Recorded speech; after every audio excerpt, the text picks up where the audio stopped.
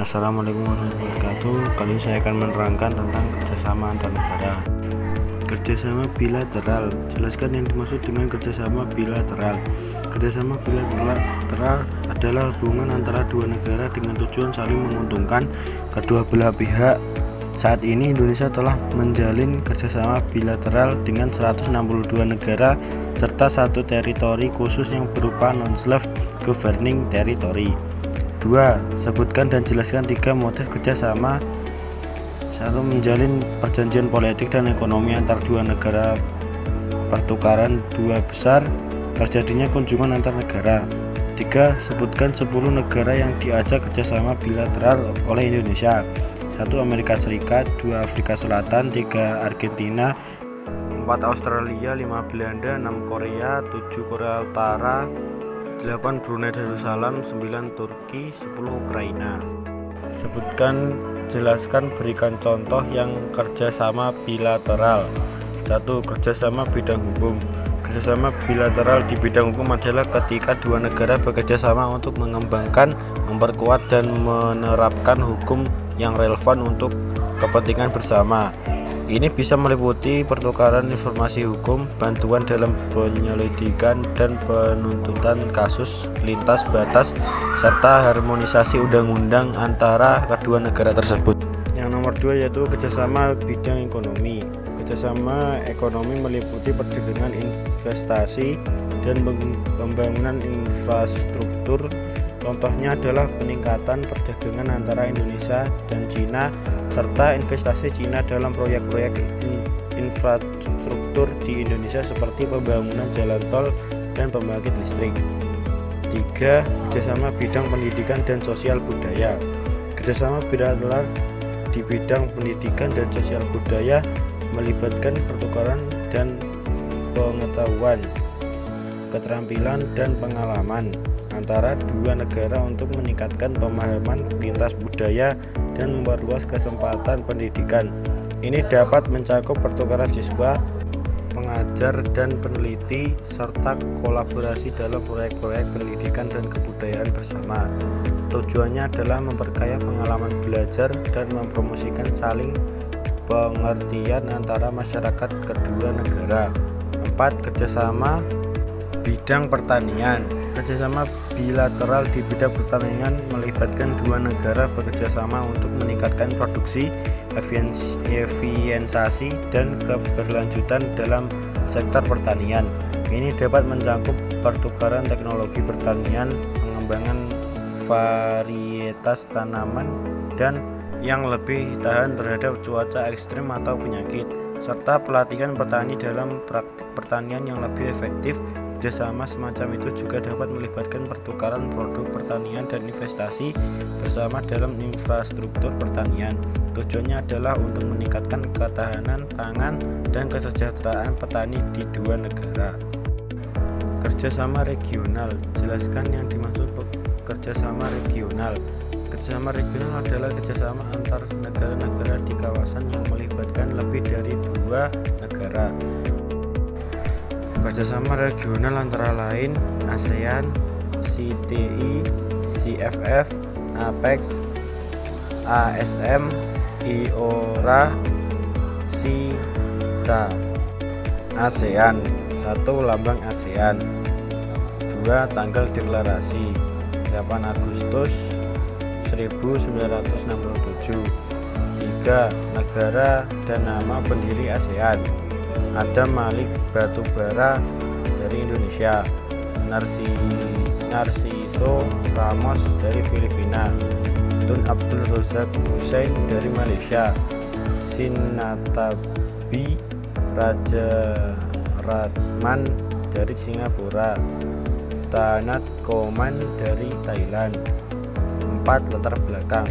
Latar belakang terbentuknya ASEAN adalah keinginan kuat dari para pendirinya untuk menciptakan kawasan Asia Tenggara yang damai, aman, stabil, dan sejahtera. Hal tersebut mengemukakan karena situasi di kawasan pada era 1960-an berhadapan dengan situasi rawan konflik. 5. Tujuan berdirinya ASEAN. menciptakan kedamaian, keamanan, stabilitas, dan kesejahteraan di kawasan Asia Tenggara. Selanjutnya ada APEC. 1. Lambang APEC. 2.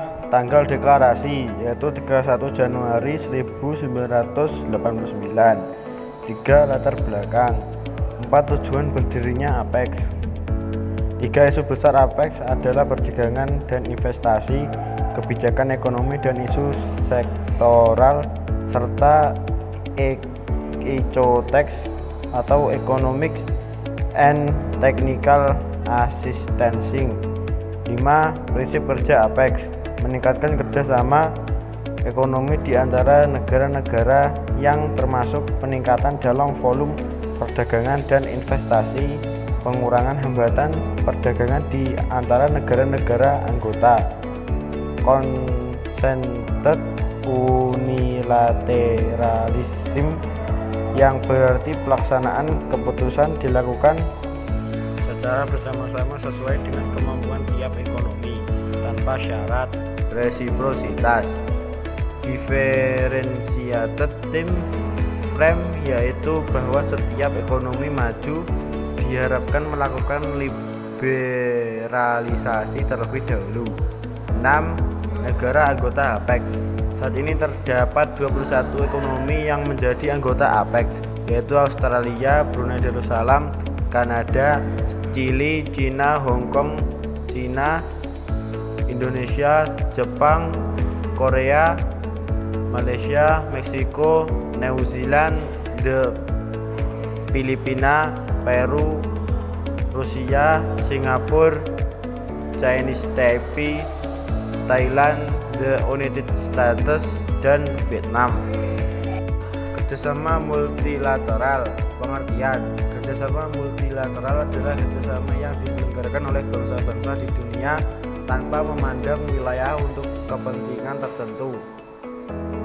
Pengertian: kerjasama multilateral, Perserikatan Bangsa-Bangsa, IMF, WTO, ILO, FAO, AFTA, ECOSOC, OKI, GNB.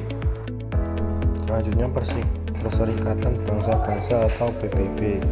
Tanggal deklarasi PBB yaitu 1 Januari 1942. Latar belakang dan tujuan berdirinya PBB. Latar belakang PBB adalah mencegah timbulnya konflik antar negara dan menghindari perang besar seperti Perang Dunia Kedua.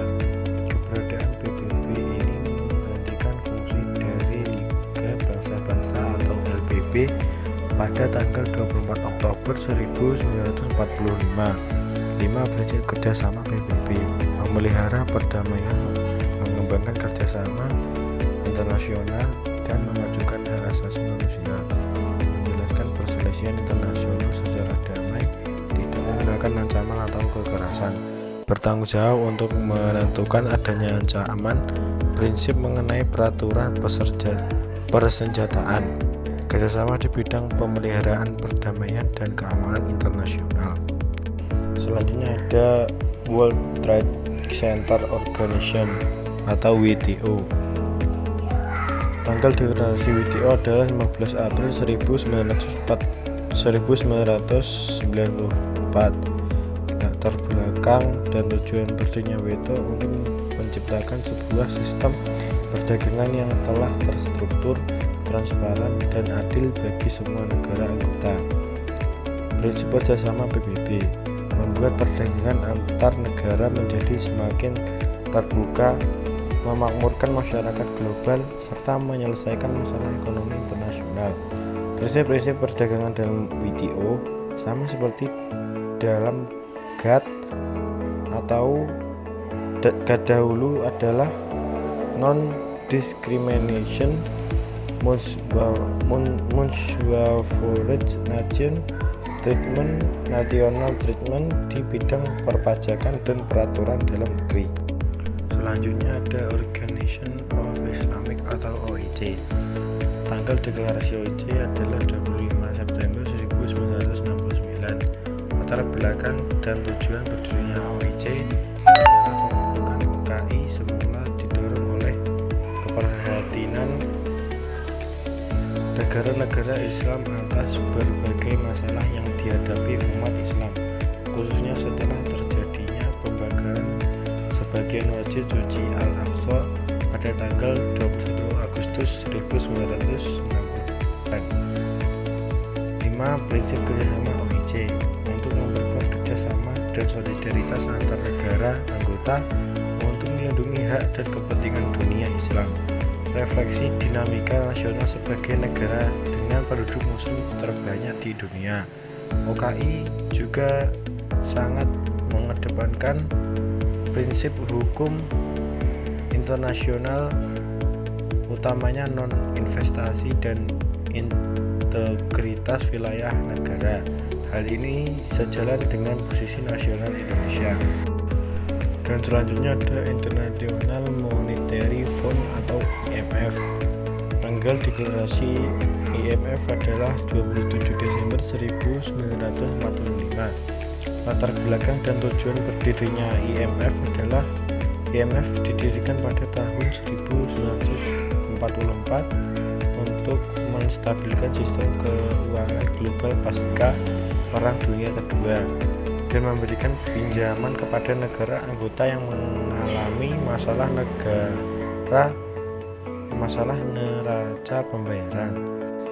Prinsip kerjasama IMF bertujuan membangun kerjasama antar moneter internasional antar negara anggota lewat lembaga permanen dan menyediakan wadah konsultasi serta kerjasama dalam berbagai masalah serta isu moneter internasional. IMF juga tergolong ke dalam kerjasama yang bisa memberikan pinjaman kepada negara yang sedang membutuhkan dana. Sekian yang bisa saya sampaikan, ada kurang lebihnya saya mohon maaf sebesar-besarnya. Terima kasih.